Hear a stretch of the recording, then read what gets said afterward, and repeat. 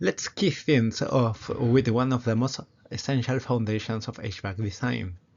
Whether you are designing a small office or a massive commercial complex, knowing how to estimate the heating loads is a critical first step.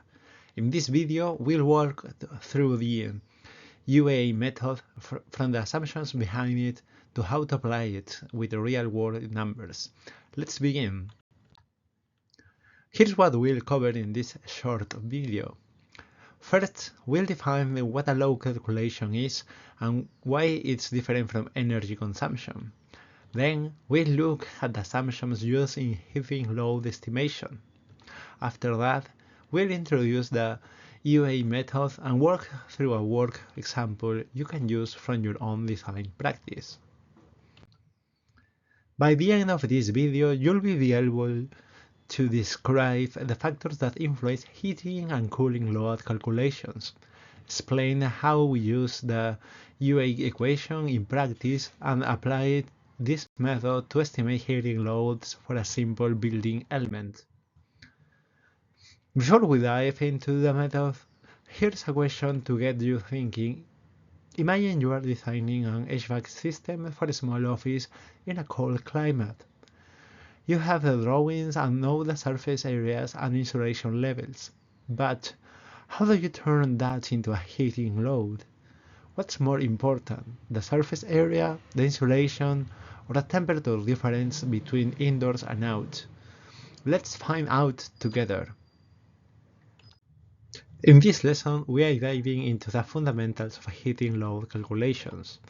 A load refers to the rate at which heat must be added to or removed from a space to maintain thermal comfort under specific conditions.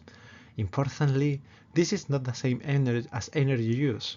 Energy use depends on equipment efficiency, system controls, and runtime, while load is purely about demand at a given moment.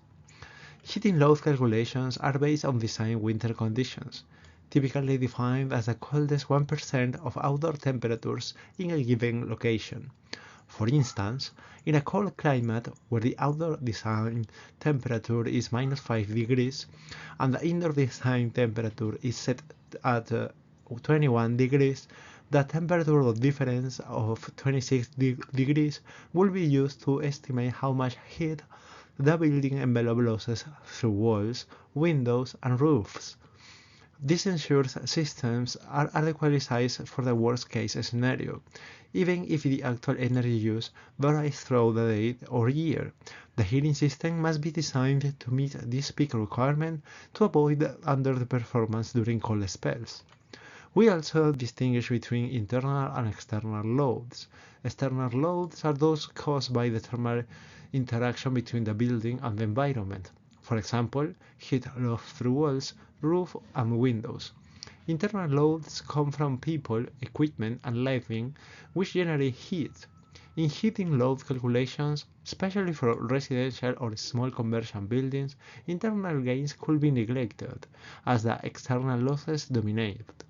This distinction is an example of how to focus the calculation on the most relevant factors for sizing the heating system. Heating load calculations use standardized assumptions to ensure comparability and alignment with design standards. For example, indoor design temperatures generally set between 20 and 22 degrees, which reflects normal thermal comfort recommendations by ASHRAE and other professional bodies. Outdoor design conditions are derived from historical weather data and typically correspond to 99% design condition, meaning that outdoor temperature will be warmer than this value for only 1% of the time in a given year.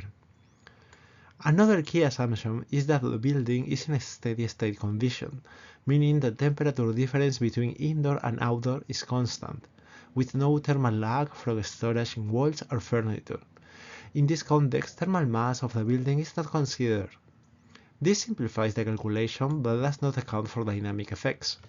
Finally, for most residential and light commercial heating load estimations, internal heat gains from people, equipment, and lighting are often neglected, since these contribute minimally compared to heat losses through the envelope. These assumptions apply specifically to simplify a steady-state methods such as UA method, which is commonly used in manual or early phase calculations. In contrast, more advanced methods, such as dynamic simulations, may account for transient effects, internal gains, and heat storage in the building mass.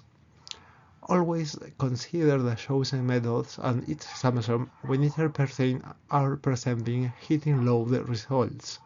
These assumptions help focus the calculation on peak heating demand and ensure consistency across projects and climates. The core of heating load calculation is the Q equal UA delta T equation. U is the overall heat transfer coefficient, A is the area of the building component, and delta T is the temperature difference between inside and outside. We calculate the heat loss through its surface, walls, roofs, floors, windows, and sum them to find the total heating load. Let's apply the equation. Suppose we have a 15 square meter wall with a U value of 0.4 and a temperature difference of 25 degrees. That gives us 150 watts of heat loss. A window with 4 meters square and a U value of 2.5 will lose 250 watts. Add them together and you have 400 watts of heating load. Repeat this for every element that separates inside from outside.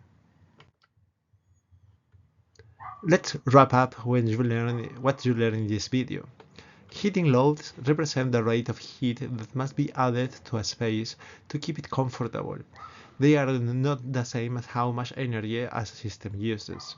In this video, we learned that heating load calculations are made under extreme winter design conditions using steady-state assumptions. We focus on the Q equal UA delta T method, which is a straightforward and effective way for early design phases when you are assessing heat losses through walls, windows, roof, and floors. This method gives you a good starting point for sizing HVAC systems, and when used correctly, it supports energy-efficient, right-sized design decisions.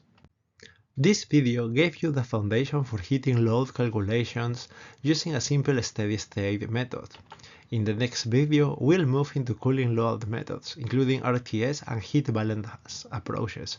Later, we'll explore how to choose methods based on project phases and how to advance tools and strategies improve accuracy. Keep going! You are building the skills to design efficient, resilient HVAC systems.